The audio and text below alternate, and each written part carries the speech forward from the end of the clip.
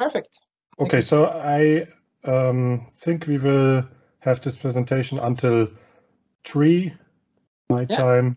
That's I try to be there to end then. Yeah, and that's fine. because it's quite large and I have a lot of sheets, but we can skip a few if necessary. But let's start just to show you how Sicotronic works, what we are doing here in Central Europe. And yeah, for you to know, at the moment, unfortunately, we don't have any system in Scandinavia, but I think that will change in the near future to have some kitchens equipped with our system. Okay, let's start with Sicotronic.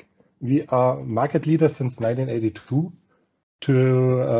for reducing the peak power in the commercial kitchens. That means we are 40 years this year. I'm quite excited about this, to have this 40 years here, and let's hope for the next 40 years.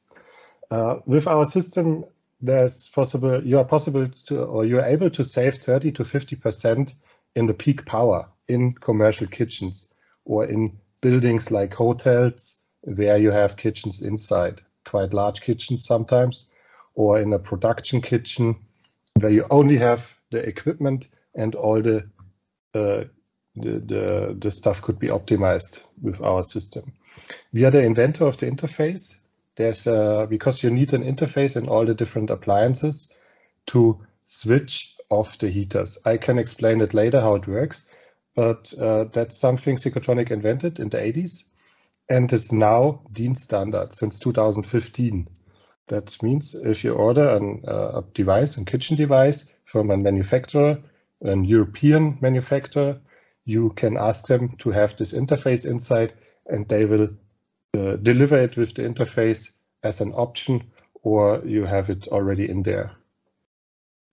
That's the DIN 18875. That's a connection to our system from all the different appliances in the kitchen, from the steamers, dishwashers, cooking kettles, whatever you have there, fryers. And yeah, we released a new system. This is the ZT6000 in April, this month. You can see it here.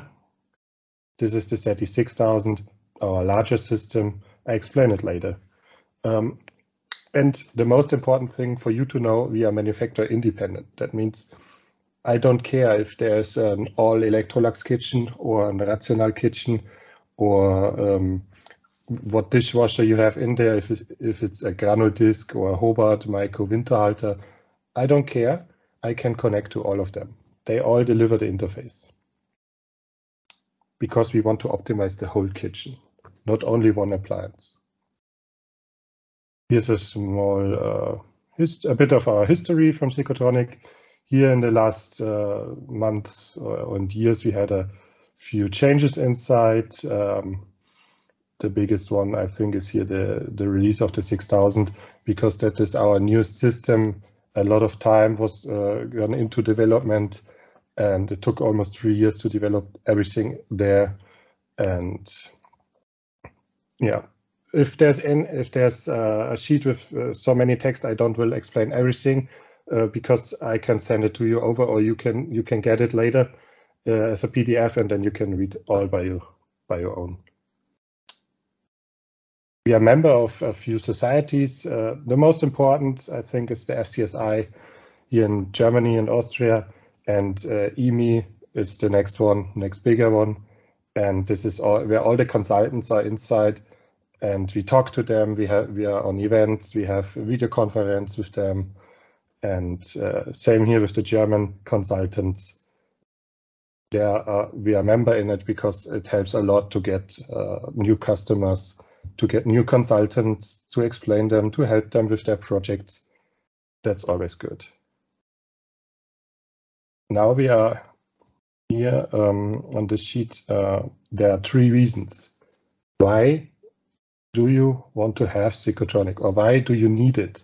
The first reason, this is especially in Germany, you have to pay for the peak power, because there's a lot of different sizes of kitchens, of course, and it depends on the size. Then you have to pay for your peak power when you have a high demand, then you have a higher price. And if you have lower demand, then you have a lower price. And when you reduce it, so when we save it here with our system, our Sicotronic system, then you don't have to pay this, what we are saving. That's the first reason, especially in Germany, saving money with Sicotronic. The second reason, this is when you have a new building, then you get the technical information of it. And then you see, oh, we only have like 500 kilowatts of power, available power. But when we calculate everything together with the kitchen, we are on 700 maybe, or 750 or 1000 kilowatts. Then there's no problem. You can use Sicotronic. We will have the limit set to a different limit. And then we can, or you can run the kitchen and the whole building with a lower limit than expected before without Sicotronic. And if you have an existing building, this is now getting more and more, when you put out the old kitchen and put in the new kitchen. Then the electrician says, yeah, you had gas before, gas equipment or whatever, or smaller equipment, now you have bigger. The electricians or the electric company on the building said, you have a problem when you run everything without regulation in it, because the fuses will blow when you get the peaks. And we can cut the peaks, and so you can use your kitchen, your new kitchen, in the old building. This is quite common in the UK, for example, when they replace the gas equipment and put in the all-electric kitchen. And that helps. Or here you see the tubes, the thick wires coming in. This is the power cables coming in the buildings, and sometimes they are too small for a kitchen which is planned. Or if there's a chain, a food chain, they want to use a few buildings, but they can't use one building because there's too less power in it in the past. But now it works because we can calculate everything and tell them you can use this building or you can go into this building without any problems, because we can cut the peak you will have there. Third reason, this is also getting more and more important, is the sustainability, the carbon footprint of the kitchen, what you're doing. We can reduce this because each kilowatt we save have not to be produced. So no power plant has to produce this load we can save. That's quite interesting. A lot of companies are looking for systems like that, especially larger companies. There's a small, no, not small, there's a large car manufacturer in Stuttgart, premium cars, sports cars, maybe you know them. They have a lot of kitchens on an area, and they said we have enough power on it because they have this large manufacturing equipment there. But the other problem is they want to save the peaks from the kitchens, from the larger kitchens, to have a lower carbon footprint on it. And that's why they used it. Yeah, how does it look like? This is now an overview. This is a screenshot of our system. I showed it you before, just for you to know how does it work or what does it look like. We see here the limit. This is a smaller project. The limit is on 60 kilowatts, always, because we can't go over the 60 kilowatts. Then we have these bars here. Each of these bars are the highest peak of the day. Then you have the green and gray. They are always under, almost always under the 60. And that means all the appliances are switched on. Here, demand switched on. That means all the appliances which are being switched on, they use the power and they can work. But everything above the line, the limit line, is cut off. This is the savings. And here on this day, we had a saving of 60 kilowatts. That means we saved the same like they had the limit. Otherwise, they would have twice the load. And this is, in that case, it wouldn't work. The fuses will blow and they couldn't operate because everything is shut down with the blown fuses. And it works. They don't have any problems there. They can use their kitchen as always. And I explain you later how we're doing this. This is another example with higher loads.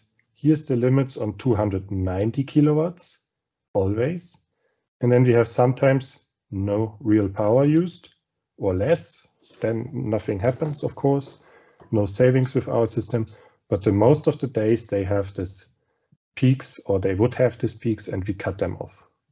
So when they watch their invoice or their bill from the energy supplier, or their meter data, electric meter data, they will see it's not going over this 290 kilowatts. It's always on this line or this limit. This here is the cutoff load or the savings. I already told you this is the interface, DIN 18875. This is what you need in all the appliances. This is nothing from us. We don't deliver this to the manufacturers. They deliver their appliances with it, if you ask them. This is now a bit technical, but to explain it to you in short, this is the appliance. Usually, all the kitchen appliances look the same on a drawing. All the appliances can be switched on, then we get the first signal, device switched on. This is our A signal on this interface. Then the thermostat is put on high, or you turn the knob, or you slide it, depends on the device, on a touchscreen maybe. Then we get the next signal. The device is asked for rating, demand for power is there. Then we know the device wants to heat, and we decide if we allow it to heat. So we send this we get this signal in our modules and send this here out again. And then the contactor switches and the heaters switch on as well. And everything works fine. So we decide when we want the device to heat. They asked us always.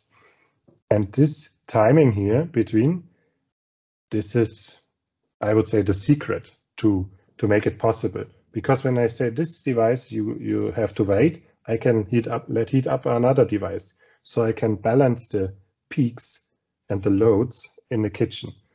As the more devices, the better, which are connected, should be connected to the system. And then I can reduce the peak power from 30 to 50%. Works very well. This timing here, like I said, it's 10 to 50 seconds. Depends on the device, of course. A combi steamer can be switched off longer than a fryer, deep fryer, because the fryers, they need the heat, or a dishwasher, they have this hygienic program running. We can't switch off the heaters for too long because this wouldn't work. So we have timings like 10 to 20 seconds, for example, for a dishwasher. This is how it looks like. Here are a few examples. This is a fryer. In the schematics, you see this appliance, this data, and then the electrician can connect. It's only a connection, the cables, 5 or 7 wires, and that's it. It's not really difficult. This is no network interface, what we have there. It's really the wires. Here, MKN, they have it as well. Rational, these combi steamers or breading pans, they have a small board on it where you can connect. This is nothing from us. This is something here, Rational, built in as an option for the appliances. Or here another, the older ones. It's also possible to retrofit the devices if you have them on site, and you can do this very easily. You just have to ask the manufacturer or your kitchen delivery people. Then we could have devices which do not have the interface, of course. There are still some out there, some manufacturers. Here, this is Fujimak. They build, I think, rice cookers, and they send us over the schematics. Here it's in Chinese or whatever. Doesn't matter.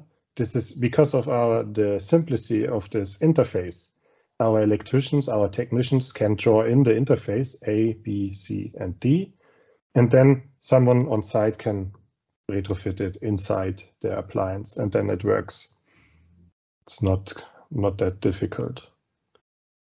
We also can connect other appliances like Miele. This is the tumblers, washers for warewashing, laundry, because when we optimize hotels, there is not only the kitchen, there are also some other appliances like the laundry. And they have it inside their schematics. Here, Sicotronic module and the connection described. Here's another example, Uni Food Line. They send us the schematics, we draw it in, and since then, this is a few years ago, they have it, they can deliver the interface. This is our central unit, 6000. This is the most common unit we sell. It fits great for hotels, restaurants, canteens, even on cruise ships we have them. On some cruise ships we have 4 systems of them. They are cruising around the Caribbean Sea or in Asia somewhere. They have it for all the different restaurants on it and the decks. Yeah, this is the newest one. Like I said, it's developed until now, and the release was in April. We have a few out there, and there are coming more. And you can do a lot of stuff with it. For example, the data is saved for 10 years on the system. It has a cloud connection to our newest cloud, and the data can be transferred to other systems like KeyCon, Kitchen Connect system. And one very big thing to have is nice thing to have is this remote access to the system. It's for us very good. That means it doesn't matter where the system is in the world. We can always connect to it and see what's happening there and helping and assist, of course.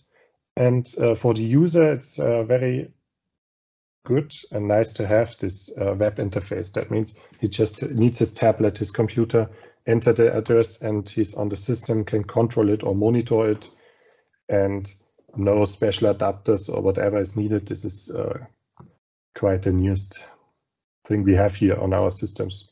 Same with the ABM 2020. This is the smaller system. It's great for schools, for example, little shops, smaller restaurants, and this is with a contact for the DIN rail. You can put it on it and then add the modules, and then you have only a small system somewhere in the panel, in the electric panel, and it works very well. Has the same things inside like the 6000 unit, the larger one, but you can use less modules than with the large one, but this works very well for the schools, for example. Here's a picture of the remote maintenance. Here you use the iPad, connect to it, and you can control it. This is an overview of all the modules. We don't have to check every module, but here's the central unit. Every module is connected by bus cable, and then here are the modules which are connected to the different manufacturers. You see a small selection of the manufacturers we can connect to. Doesn't matter here, whatever. Granudisk, for example, they are from Sweden. They can connect as well, and all the others. If you have another manufacturer where you think, is it possible to connect, just ask me or ask the manufacturer for this interface for Sicotronic, DIN 18875, and then they can tell you. If not, you can ask me, of course. And yeah, how do we plan the systems? Usually we get a device list like that, where all these different appliances are on it, with maybe there's a load on it. Here 12 kilowatts, for example, for this cabinet or whatever. And then we can tell what do we need from us, how many modules, how much is it. We can make an offer for this project, all with this device list. That's everything we need. And then we can do this. This is a calculation of a project. Here I got the device list, and then we put in all the data. Like I see on the list, there's a total load of 810 kilowatts, optimizable load, all the appliances I can connect. This is 680 around.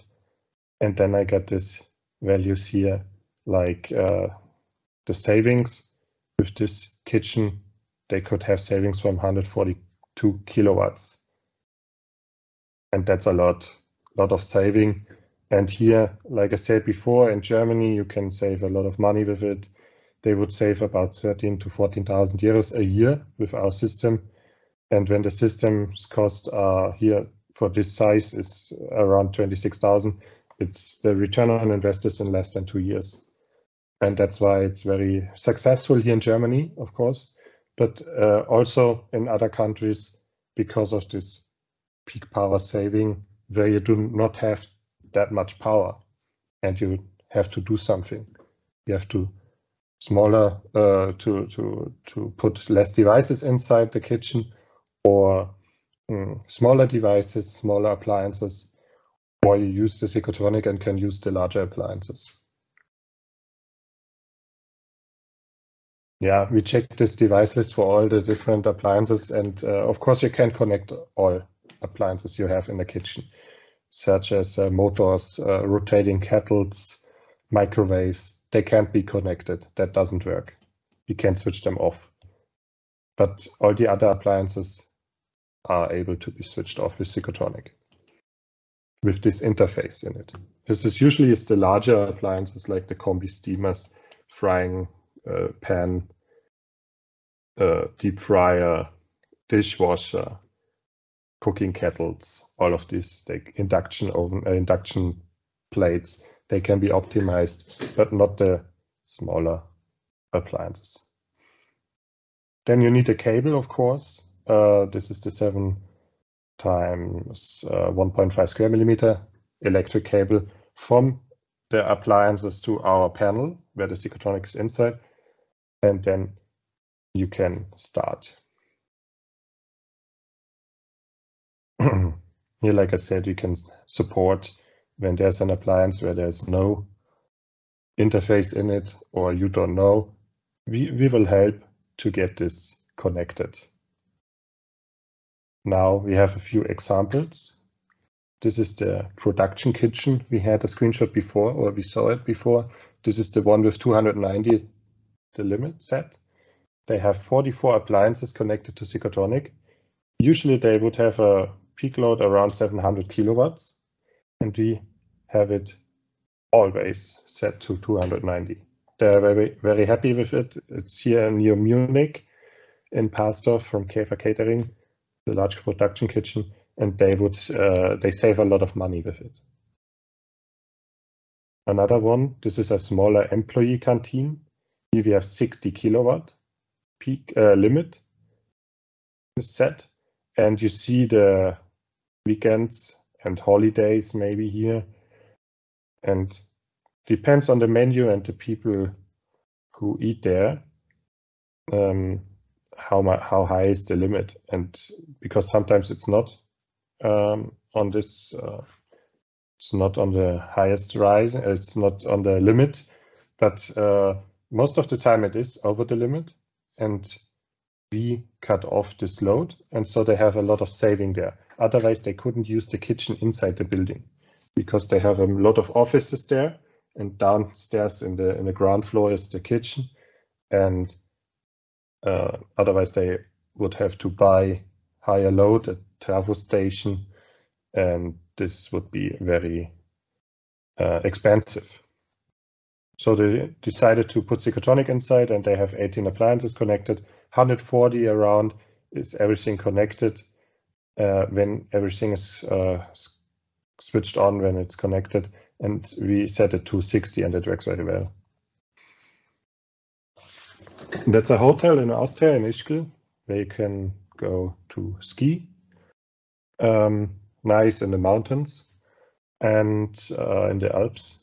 And there are also 18 appliances connected, 255 around, is everything calculated together. And then we set the limit to 136. You see it here, and they have always the savings. In this hotel, it's special because they are open only a certain time in the year, not all over the year. They are only open during the skiing season and in the summer. And the guy is very happy, the owner, because he saves a lot of money here. Yeah, current projects and references. Here some hotels. Now, what is it? This is a hospital, a large hospital here in Germany in the middle.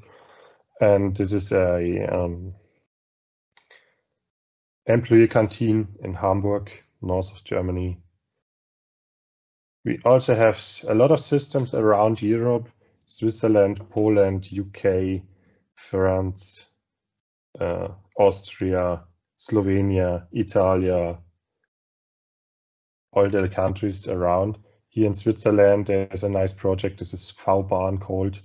On top of Europe, this is all in Grindelwald, where the real high Alps are. And always the tourists are on this, the highest peaks in the Alp.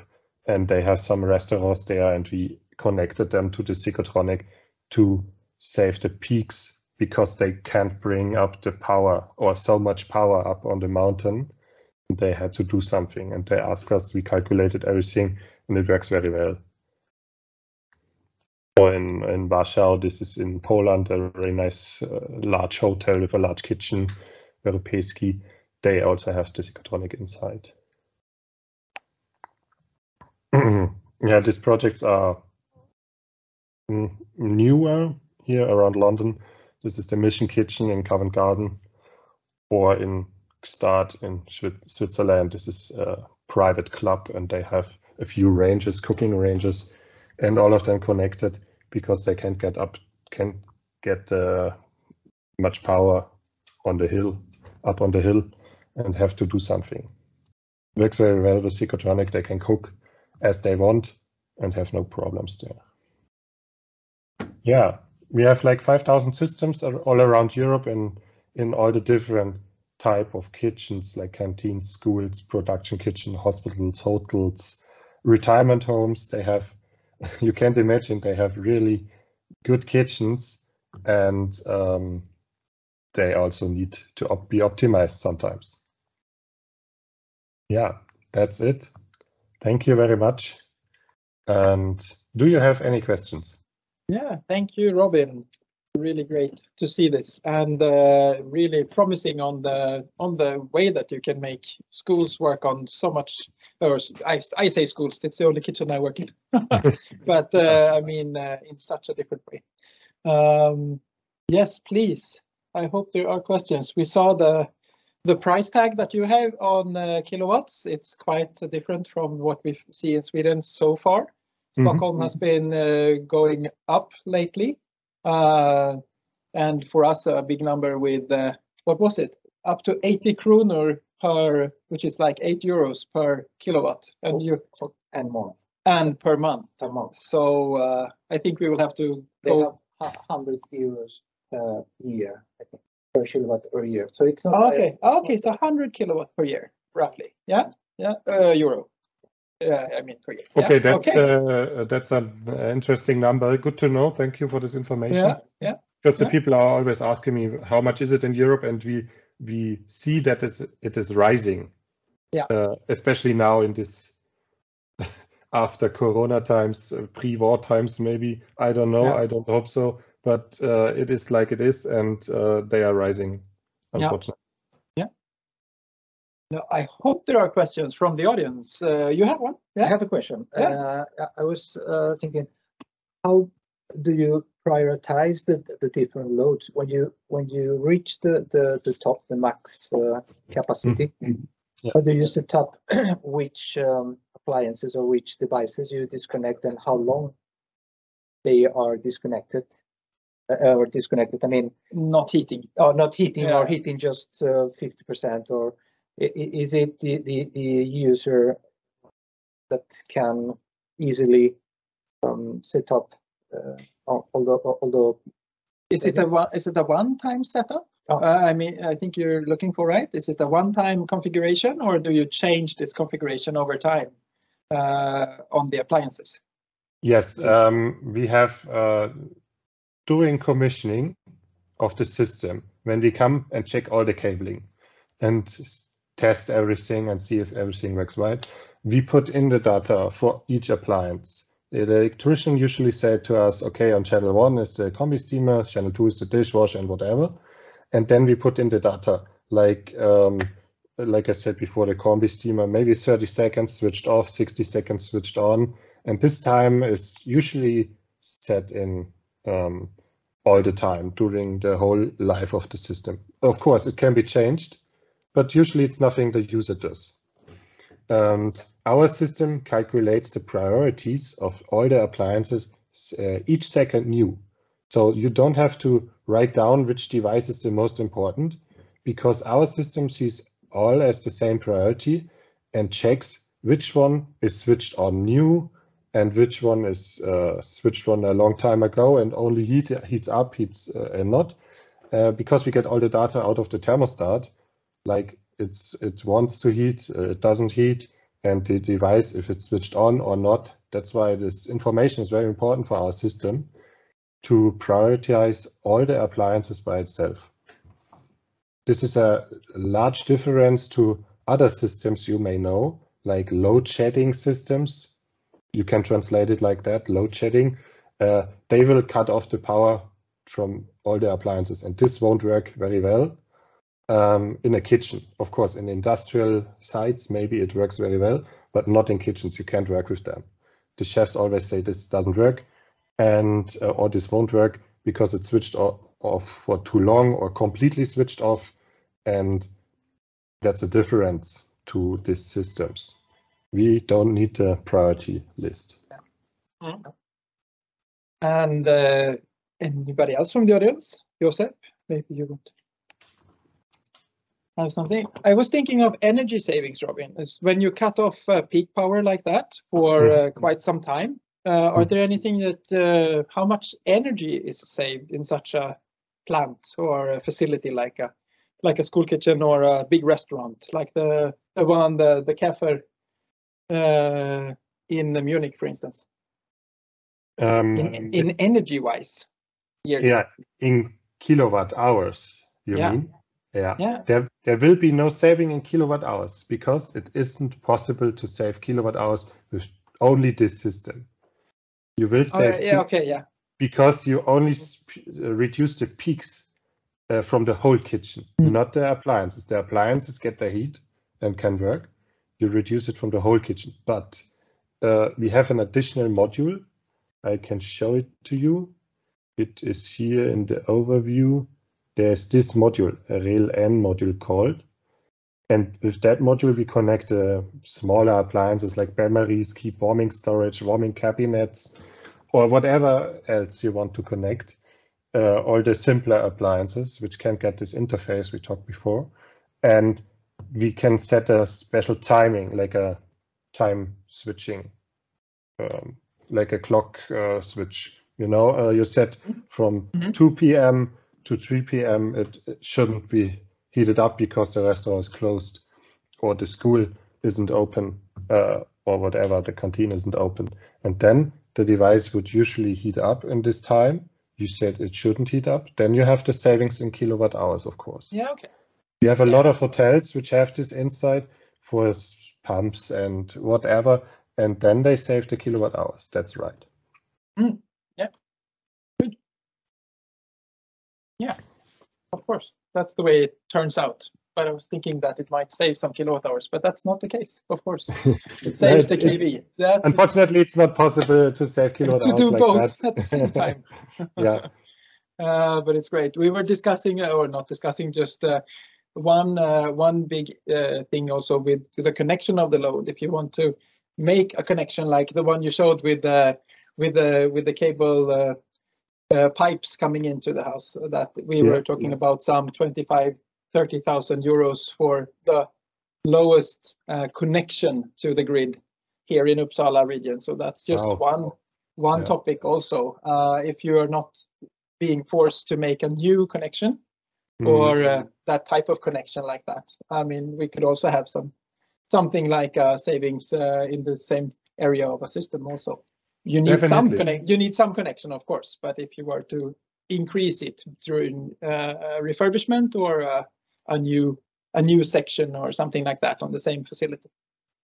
So there are multiple reasons where you can find the cost benefits of using something like that.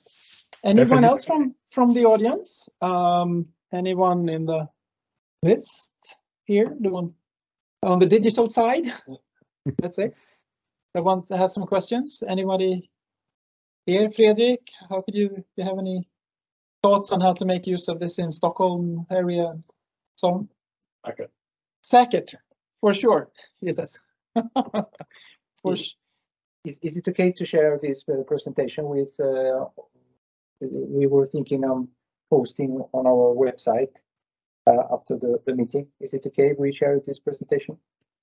Yes, it's okay for me. I can send it to you over in PDF. Yeah. And then you can share it where you want. And yeah, that's good. Yeah. And we're looking forward to having that first reference site here in Scandinavia then. And we will for sure then spread some the information from that one to these type of networks and so on. So Definitely. yeah. Okay.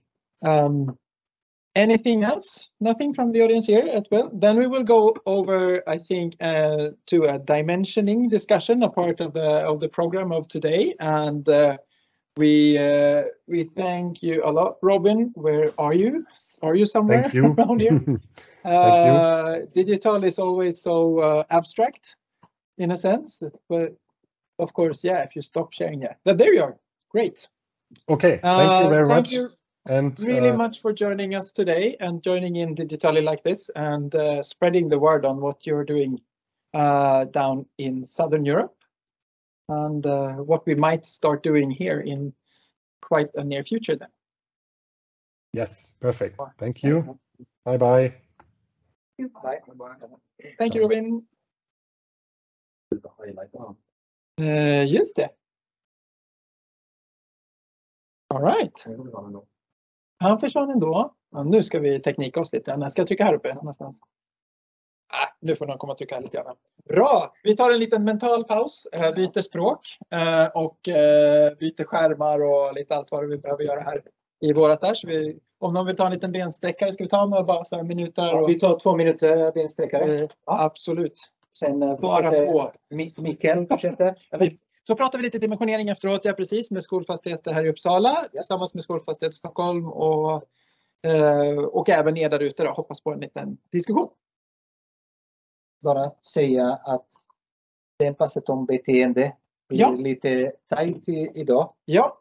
Så vi flyttar den till imorgon. Så Mirja berättar lite om erfarenheter från beteende inom det här projektet som att precis. I samband med workshop som vi gör imorgon. Så yes. Yep. Det stämmer bra det. Efter där sladdar och allting. Nej men precis. Vi håller oss i kablar och lite de här effekterna och sånt som vi har pratat mycket om. Och så stannar vi i det spåret och tar beteendetesterna som vi gör nu med de här kökerna imorgon. Nu har vi fått besök och sällskap av Micael Östlund här som jag visade din rygg igen då. I morse, som du har sagt, har du tagit bild på mig bakom ryggen? Men att det var så det började. Och du är ju med, du kan nog komma in lite mer i bild om man tittar. Du är med väldigt mycket i de nya skolorna där ni då får dimensioneringsfrågor och sånt. Då. Ja. Så vi tänkte att du skulle få belysa oss lite om hur det går till och liksom vad ni möter där ute i det hela. Jag tror att jag går runt så här och så får du klicka dig fram i presentationen som är både där och delad. Yes. Ja, det börjar ju egentligen med 10:e skolan när vi projekterade den 2018. Då tänkte vi väl inte så mycket på det här utan det var en normal förfarande under projekteringen med framtagen av effekter och grejer. Men sen efteråt när vi såg årsförbrukningarna och började titta på vattenfall då förstod vi att den var ganska mycket överdimensionerad egentligen. Och sen när vi började det här köksprojektet med Stund så fick vi lite bättre värden från vattenfall och vi bara timvärden egentligen. Så att man kan inte vara säker på toppeffekterna egentligen. Men när vi då fick realtidsmätning på det där så såg vi att vi hade ganska stor skillnad på. Klickar inte med det här. Ja, precis. Ibland vill man inte faktiskt. Men för nu har inte du presentatörsläget såg jag. Men hur är det man trycker upp det då? Vi kanske bara trycker där. Du trycker nu. Då kommer man framåt, eller? Nej, andra hållet. Det funkar i alla fall. Där ja. Titta. Så. Och där hade vi alltså 1250 ampere in på 10:e skolan då. Och när vi fick realtidsmätning, sekundmätning, det högsta toppen vi kom upp i där och när vi tittade var 867 ampere. Och det var ju under en väldigt liten tid också, utan normalt sett så ligger det runt 600 ampere. Så att vi kan väl säga att det var dubbla effekten indragen egentligen där på 10:e skolan.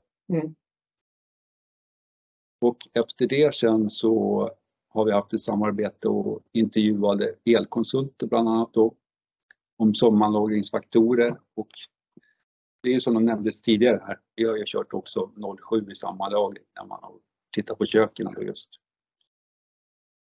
Och vi gick vidare och kikade på det där så att vi har väl sänkt den här siffran till 0,5 på köken egentligen.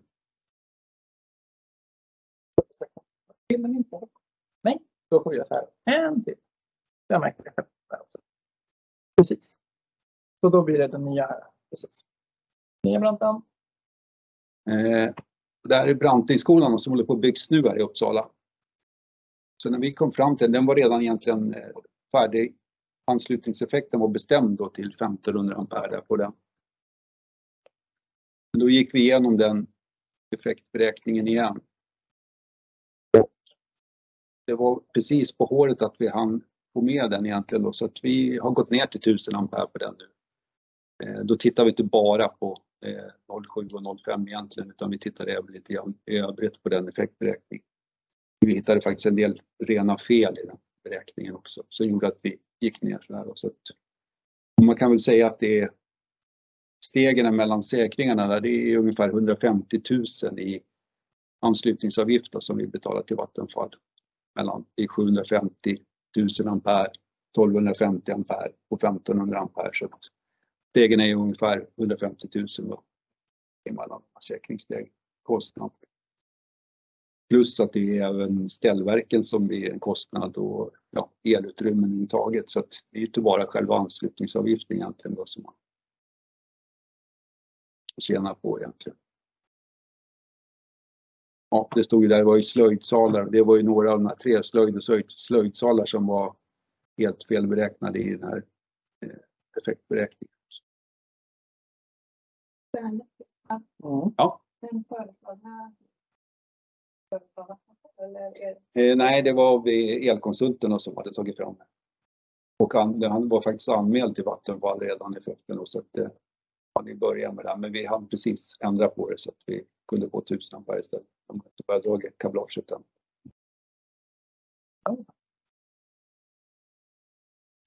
Ja, och det här var väl faktiskt från dig Dimitrios som vi hörde den här då om, vad sa du, Swedavia, hört på stan, nu ska jag säga, det har varit dubbelklick. Att man tar in förslaget på effekt och sen minskar den med 20 och gärna 30%. Och det funkar ändå då. Och det är lite, för du sa det i möte, eller hur? Att det var tidigare dina erfarenheter, stämmer det? Eller ljuger vi allt för mycket här nu? Men att man kan faktiskt ofta göra så, vad det verkar som då. Så att framräknat kan minskas ganska rejält. Så det är lite, men det är anmärkningsvärt nästan kan man ju tycka. Och det här ni hittar om slöjdsalar och liknande är lite, men nästan intressant karaktär. Vi kan visa lite grann med de här. Nu tänkte vi bara höra, alltså om vi kan få till lite dialog här med er som är både digitala och sen då liksom, hur gör ni när ni gör dimensioneringsarbetet? Hur går det till? Är det precis som Micael har beskrivit? Och sen så, precis vad är det som driver det här slutgiltiga valet LT? Och vad skulle kunna liksom förändra hela totaltänket kring dimensionering? Skulle jag vilja se om vi kan få tag i lite dialogform här då. Hur slutar jag nu? Inte slideshow, utan jag skulle vilja minst ta bort. Nu ska vi se, hur tar man bort percent view? Det är där va? Nej, det var inte alls. Vart är percent view? Vart är percent view? Du tar bort den. Ja, precis. Om man tar bort den. Ja, men okej, det ska bara ner. Ja, var det så enkelt? Ja, då så.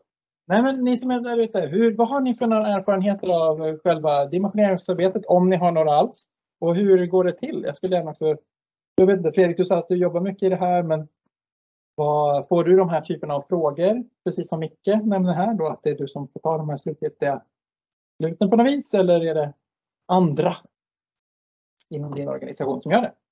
Tänkte jag på då. Eller om det är någon annan där ute i det digitala. Ni från storstadsregionerna igen då kanske är lite mera vana vid de här. När det kanske kommer in frågor om att få effekt som man kanske inte kan förse med i själva området också. Tänker jag. Finns det några sådana reflektioner kring det här? Nu? Ingenting i chatten? Nu har alla somnat in här efter både videodrag och välja. Ska vi välja en person? Ja, men då gör vi en frivillig. Precis, ska jag göra det då? Har vi några här ute? Men alltså det beror på helt vad man har för några roller. Är det någon som har... Ja, har du någon bra tips där, Josef? För det blir så här, men, och som Henrik här då, du som vi ser lite grann i rutan bara, det bara råkade bli så. Men vad har du för roll och vad är det du möts dagligen i de här dimensioneringsfrågor och anslutningar och sånt, om du skulle vilja dela?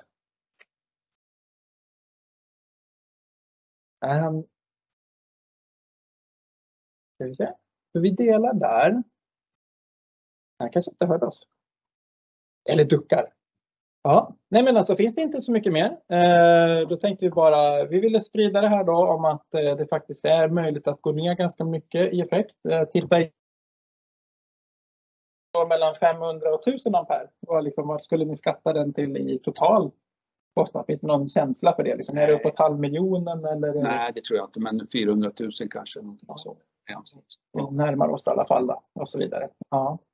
Men jag tror det viktigaste är att man har en dialog med konsulterna. För när vi började intervjua konsulterna, då märkte vi att de var jätteintresserade av det här också. Och det är sällan de har någon att diskutera frågan med. Okay.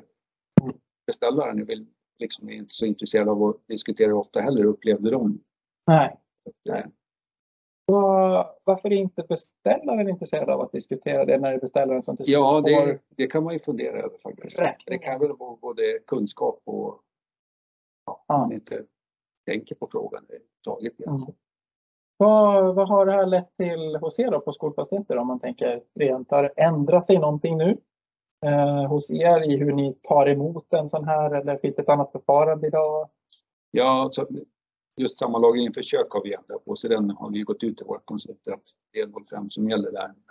Men sen håller vi på att titta på, det finns ju annat än köken på skolorna med, så att vi håller på att titta där, men det är inte gjort någon riktig ändring än så länge. Men jag tror säkert att det kommer där också, att vi kommer att ställa lite mer krav på hur vi vill att de ska göra beräkningar. Så att det skulle vara bra om man fick dem, alltså man kunde jämföra dem egentligen också framöver, så att de ser likadana ut. För beroende på vilken konsultfirma är så ser de ju väldigt olika ut, de här effektberäkningarna också. Okej. Ja. Då är vi lite tillbaka till, var det du Kerstin som nämnde någonting tror jag om det här med hur jämföra det som faktiskt kommer in efter upphandlingen. Och att man skulle kunna ha, undrar om det finns, vi har pratat nyckeltal lite grann innan du kom här ändå. Om det skulle kunna finnas något sånt då, någon form av anslutningseffekt per skolkvadratmeter och elever eller något sånt här liknande. Ja, jag skulle nog kanske här. Ja, jag vet, jag har en massa nyckeltal, men den kan vara hur mycket substanser ligger bakom dem. Ja, okej. Ja, vad har du för några spännande nyckeltal? Det här verkar vi krasset, skola med fjärrvärme, tillagningskök, där vi tittar på en elservis fram, alltså i extremt tidigt skede, 1 ampere per elev. På skolan med 1000 elever går vi in och tittar på en nätanslut på 1000 ampere. Ja. Bara i ett extremt tidigt skede, bara för att titta mycket. Ja. Vi behöver få fram från nätet. Sen gör vi självklart effektberäkningen i hela skedet. Men jag delar ju mycket erfarenheter till 100%. Att det sker en överdimensionering, det finns en okunskap. Och så vill jag att vi som beställare ska säga till att de ska i alla fall räkna med lägre sammanlagringskoefficient. De inte gör det självmant. Nu kommer vi har kommit till samma slutsats som Micael. Vi kommer också säga 0,5 generellt som sammanlagring för köket. Jag ser att 0,7 verkar vara så här alena rådande länge. Och det är ju en rädsla från konsulterna med. Jag menar, de vill ju inte stå där med säkringar som går, så att det är klart att de vill ligga lite på den översidan. Liksom. Ja, Men just det. de har ju ingenting för att underdimensionera. Nej, Nej. de har ju inte bra. De får ju bara problem. Ja, men det är bra. Så när ni där ute hör om 07 eller högre så får ni säga att så är det inte i skolkök i alla fall. Och återigen till det vi pratade om tidigare också. Det vore väldigt kul att se en privat aktör, stor lunchrestaurang eller något liknande, och se, eller restauratörer överhuvudtaget, hur de drar och, så över tid jämfört med skolköken då, som är ganska mycket på allt. Vi har hört vissa indikationer på att i privat sektor när det ska vara lite meny. När ni kommer in och beställer vad ni nu beställer för någonting, som är nere, så är ugnen redan på. Den är varm för att man ska kunna göra någonting i ugnen eller och så vidare. Att allting går på och sen går av. Och ganska jämn. Medan i skolkök är det lite, nu ska allting igång för att göra klart. Sen stänger man av. Så då. Yes. Jag har ju pratat med både konsulter och fastighetsägare och kostchefer om det här också. Vill du nästan komma upp och dra den här lite? Ja. För den är spännande, den här intervjudelen nu. Jag kan ställa mig där. Jag har stått så mycket i kameran idag. Du har förväntningarna för så högt. Jo då. Nej, men lite inom den effektstudien då som vi pratade om lite innan, så har jag genomfört lite samtal eller intervjuer med fastighetsägare och konsulter om det här, och även kostchefer om hur man arbetar med sammanlagningsfaktorer idag och dimensionerar och sånt där. Och då har det varit mer från konsulternas sida att man har varit insett att man kan gå mycket lägre än man gör idag. Försöker med det, men att man från storköken då ofta säger att vi vill ha högre än 0,7, nästan på 1,0 då ibland. Bara för att vara säker på att allt fungerar. För om man inte mäter något så är det enda erfarenheten man får av effekt är om det inte räcker. Just det. Man får ingen cred eller någon löning av om man är bra, om man inte mäter och ser det. För när man jobbar i storköken så betalar man inte själv ur egen ficka för effekten. Så att man måste ju ha, om man mäter mer som ni gör i de här projekten och sånt, så får man en morot till varför. Annars så kan man ju förstå också som kostnäringschefer så varför man ska chansa på att gå lågt. Så att det är lite slutsatser från det då, att man behöver mäta och få något för att gå lägre och arbeta med beteende och sånt.